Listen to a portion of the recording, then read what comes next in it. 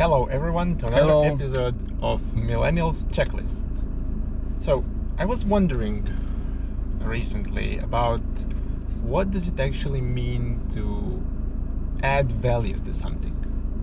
Okay, Especially, I'm listening.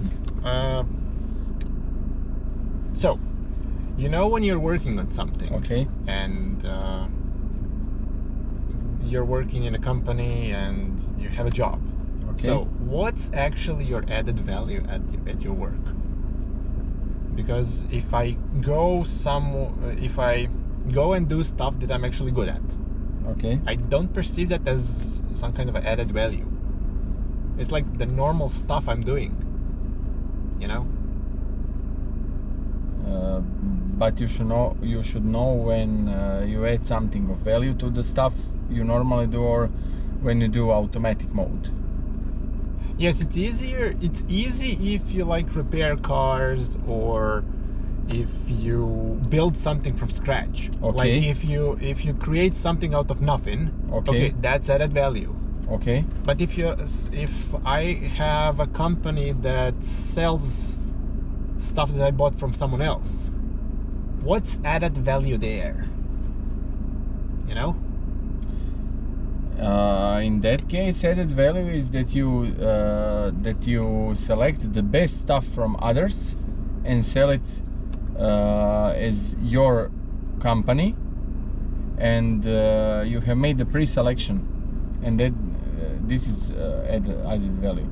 Okay, you've made it more available. Yes, if it's and you not made it readily pre-selection. available.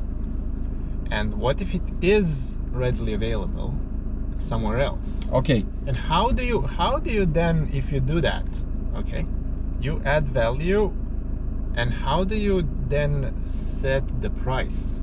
Okay, for example, if I follow correctly, you have readily available products of all kind. Okay, Alibaba.com. Okay. You got everything of all kind. Okay. So you can order whatever you want from Alibaba.com, whatever you want. In a package, what you want, in price, what you want, everything. So if and you are looking for something, and you have someone who knows how to navigate all that product forest of products and to pick good product. Okay. Does that have added value to you? If somebody picks for me. Yes. So for example, you want it to... depends how much they know me. Okay, they will, I agree, they will cut down the time I need to do to sort for stuff. You are searching for new shirt, okay? Okay. And you go to Alibaba.com and you have this cotton, that cotton, wool, this material, that material, polyester, this cotton of 100 grams, 300 grams, okay. Okay. And someone has known the product, and someone says, okay, this is good, this is good, this is mediocre, this is great, this is excellent t-shirt, and he selects for you something that is of tried and tested quality. So remember the sign when you have on some product, tried and tested. Okay. Does that means added value to you, because you save time? You don't have to research all the products yourself. You don't have to order few wrong things. You have good so from 100 products, someone says these 10 are good, and you pick only from these 10 what you like. Okay, this is added value in a sales sense. Okay. I think I can follow that. So makes sense. In the sales things, so the good salesman doesn't just transfers the product from one person to other. So the person selects. They sell try and tested quality. So They are beta tester of some kind, because You don't have to be a beta tester. They can just select stuff that somebody else tried. yes, but this is all added value from the pool of endless stuff. So someone has made a pre-selection. So they made a pre-selection, and that's their added value. All the Yes. other stuff are just layers of that pre-selection. Yes. Okay, but what if you're an administrative worker? What's your added value then? You save time for others. How? You streamline the so my opinion on this, you have first go into people's head. So not everybody has the same thought process. So for example, you have a tricky situation, something happens, and everybody you seen it, you were at a party, and at the party something happens, someone falls from the bench, someone falls, and I don't know, something happens. So 10 people there, one goes, I can't believe it that she fell, the other goes, what happened that she fell, did she have too much drinks, blah blah blah. So administrative value is when you can make when you can streamline tough decisions and make it easier for someone else to get the final solution. So administrative work that is of added value, they must streamline the process so that heavy becomes easier. So that something heavy becomes easier, I think, in my opinion. Okay. And what if you're, let's say you're in an office, Okay. and you deal with Excel sheets. Okay. So you have to copy and paste from one Excel to another. What's your added value there? If you just copy. Why would you and how would you price that? You know, because you can build a machine, Okay. or a program that does that for you. Okay. Then you're a programmer who builds the machine. Okay. But what if you're just a simple copy paster, a person who clicks on one icon on the left screen, clicks copy, and clicks right on the another screen, clicks right button and says paste. Okay, is this essential job? So someone got to do it. This is essential. It cannot be streamlined the other way. Let's say can't. Okay, let's say can't. Okay, then you have. Let's say somebody has to do it because it has to be done for something else that needs to be added on top of it. Yes, then you have added value of patience, concentration, persistence. So someone needs to copy Excel sheets 3 hours. This is persistence, big time persistence. And if it's value to someone will pay for it. Oh, that's okay. So for example, how much would you price it then? How much would you price that in comparison to, let's say, creating a new ad campaign?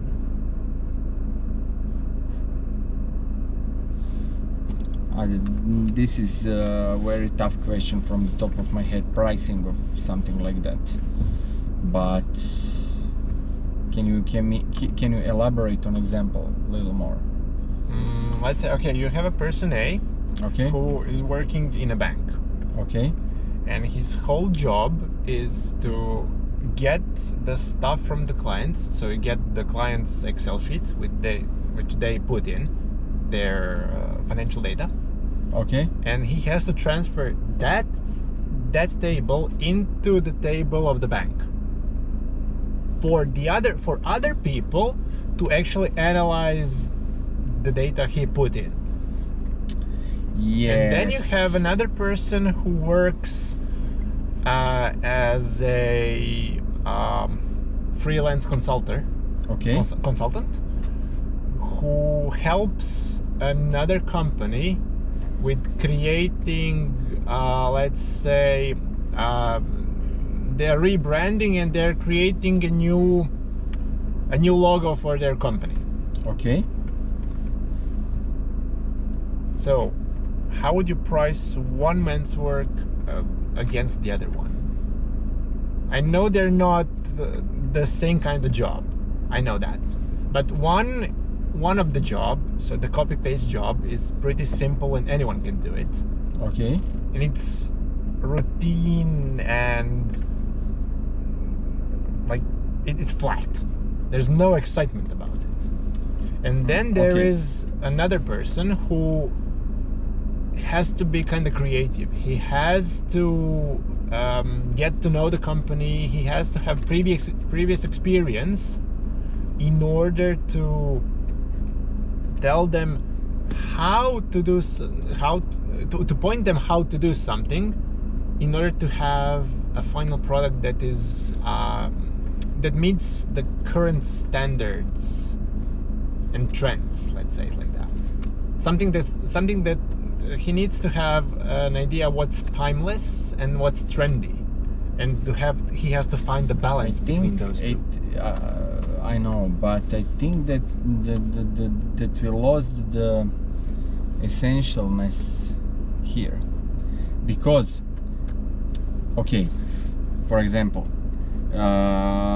you can have person that makes a logo like automated process. The best logo designer is when you have thought in your mind what you want, and he can make the logo that you see once and say, yes, that's it. That is the whole energy for my new project. So if you see logo from the first time and you said, yes, that's it, that's the whole energy, that is so the added, that's what was in my mind. That was in my mind. The added value here is that person has created the logo that is your concentrated focus in that logo, and he kicked it from the first time. So the guy that makes Excel table should also make, for example, he takes the data from the clients and writes in the new table. This has no added value. But if he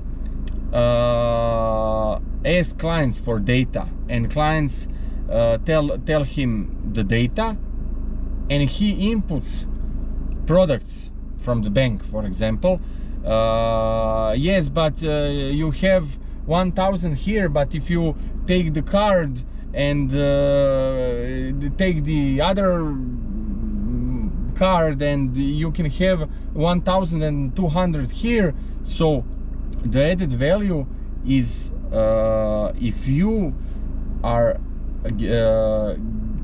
gaining new momentum during repetitive tasks. Logo can be repetitive, writing Excel data can be repetitive, but logo also can be higher kick. Yes, that was in my mind all the time. And the bank could be when client said, yes, this is what I see my financial outlook all the time, but he didn't know how to realize it. But in the conversation with the Excel guy, he goes to the new length. So the added value is something when you create something new, something brand new, something new energy, new idea, new focus. How can you say that okay, you've kind of confused, you kind of mashed everything up, okay? Yes. So you completely disregarded the copy-paste stuff and said he has to sell he has to become a salesperson. That's a different job. You've created a different job. But I think that people are souls, and the corporate philosophy puts people make just the copy paste of that Excel table. Okay, but this has no added value. No added value at all. No redeeming value at all. Nothing. Copy paste is nothing. But if that person does something, if he can, if the corporation gives him open hand to do something new, so this can be added value. Copy paste doesn't have added value. Okay. To be blunt. So let me come back to that. Let me explain what I wanted to get to the point of. Yes. Yeah. Okay. So you said that just copy pasting has no added value at all. Yes, except persistence. Discipline and persistence. Okay. I'll grant you that one. You need to have patience to just copy and paste stuff yes. from one table to another. That's okay. Control C, Control V. Yes. All day. Discipline and persistence. And not carpal tunnel in the fingers. Okay. But my point is, you can do that in your sleep. Copy paste stuff. Okay. How can you say that stuff that you can do in your sleep, that are not hard for you, that you don't perceive as meaningful tasks, how can you say they add value?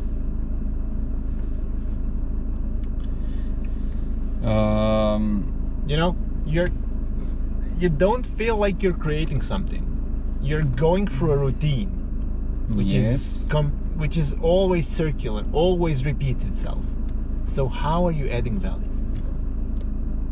In the case of copy paste, you are not adding value. Only persistence adds Okay, value. forget the copy paste. Okay. I'm beyond the copy paste. Okay. So I'm talking about you.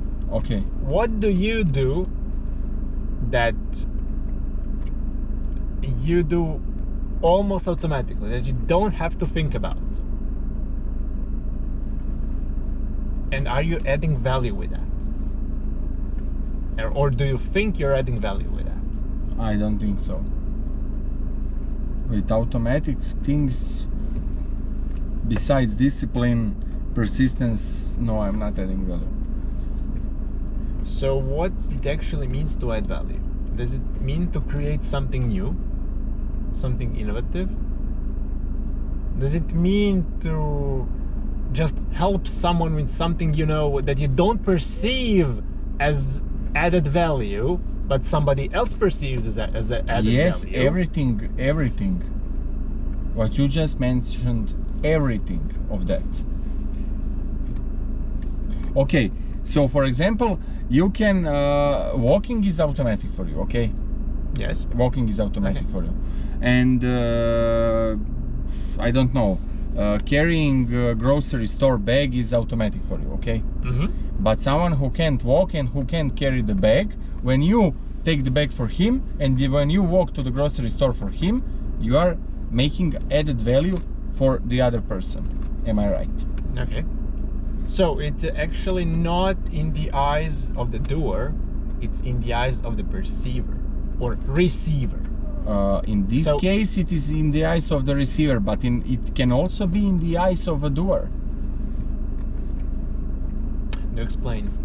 Okay, so you are delivering pizza. Okay. Your colleague do it in same building, same pizza place. Your colleague can do it in 30 minutes. You can do it in 20 minutes. It is automatic for you. It is automatic for him. But you have somehow streamlined this process that you get on your bike and you deliver pizza fast, warm, efficient, And on time. and on time. And Yes, but you're just saying that you're faster than him. Yes, But he is also adding value because the person who is receiving the pizza doesn't have to get out of the house yes, he's also and walk walk to the Yes. pizza place and get the pizza and walk back. Yes, but now you've gone to the place. What you asked in the first place, how to charge that, how to make a payment from that. So the payment is, if 10 guys deliver pizza in 30 minutes, and the payment for this is 5 euros, you can deliver it in 20, and you say my price is 7 euros, I can deliver it in 20 minutes. Okay. So that goes the pricing, because the people say okay, this world is sustained by bullshit announcements. Do not compare yourself to others, but only in comparison you can have edge and you can make something different. So why would you buy I don't know, why would you buy anything that is the same as everything others? So if you are paying more, you want to have some better value for your money. So on the other hand, if you sell yourself as the pizza guy, Okay. you must be better than the others, or you can sell yourself for the same price as all the others. That is the comparative edge that you have. So you don't compare yourself with others. This is bullshit new age announcement, because in comparison you are, You know where you stand, right? you know where you stand, you know what is real, and you know what you can deliver, and then you know how to price it. That's a good point. That's a very Yes. good point. So we should all compare ourselves to our peers in certain scenarios. In certain scenarios, yes. So Okay, that's interesting. so Excel, you need to, I don't know, you have some old paperwork, not digital copy, old paperwork. Okay. You need that paperwork to be digital. You need to scan this all into Excel. Okay, you need that in 2 weeks, because you have some deadline. Okay. One guy offers you to make a digital copy of this in 2 weeks. Other guy is more pricier, but he can make a copy in a week and a half. So you get few days to screen all, okay, To check. and that guy can make more money on his copy than the guy. If you have enough time, you will not pay the fastest guy. You will pay the guy who can do it. Just do it for me. I don't need. I am not in a hurry. Or you will just do it for yourself. Yes. So pricing. So the added value of time and efficiency is must be included in pricing, and it is an inherent value of pricing.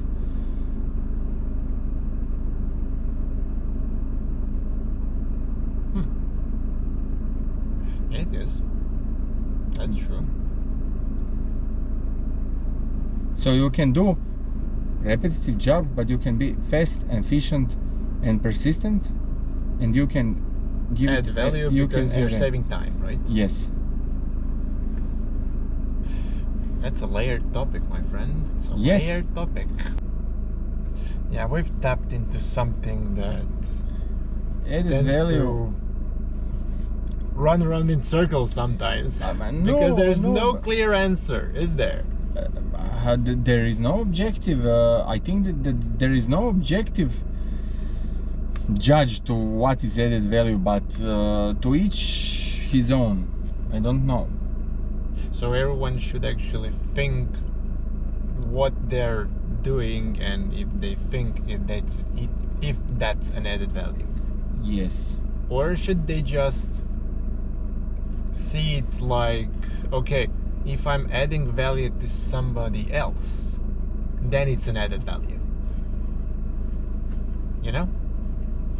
Maybe it's not just in your perspective. Okay, I'm adding value to somebody because I think I'm adding value. Maybe Okay. it's more of a question if somebody who is receiving your services or products thinks it's an added value.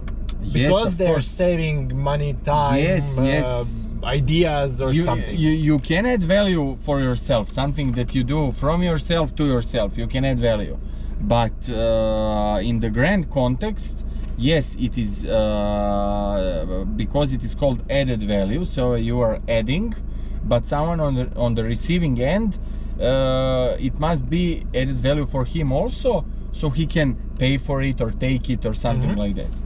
If he doesn't have added value, I don't know. He won't get the service. He will go to somebody else. Yes, because he sees, or where he thinks he is getting the added value. Because everybody have different perspective on added value. So, for example, I don't know. For me, the shoes with added value are the shoes that have Gore-Tex for waterproofness. And when you have shoes that does not have Gore-Tex for waterproofness, and the price is the same as the shoes with Gore-Tex, my answer is, you could buy Adidas Terex or Salomon or something for that money. Okay, because you want functioning shoes which are waterproof. Yes. But what if your main frame of reference is how good they fit? Because let's see, for me, for example, I don't like shoes. Okay. Especially salon shoes, because they're pointy. Okay. And I figured out after 3 or 4 years of wearing them that my feet get crumpled and my toes get smashed in. Okay. So now we wear white shoes. My nails get bite my meat around. Okay. So I have more problems when I'm wearing them than when I'm wearing shoes which are wider, like sneakers. So I like sneakers, but I also have problem with some of the modern sneakers because they are too tight or too stiff. They need to have some mesh in them, something need to be malleable. Because if they're too rigid, then they also don't fit me that well. Yes, and if someone comes to you and says, look, nice handmade Oxford shoes from some designer that made handmade shoes for 300 years, his family, for 300 years, and someone says, wow, this is the best shoe, but you don't like pointy shoes, so that shoe isn't value for you. It has inherent value. Yes, you can recognize it, but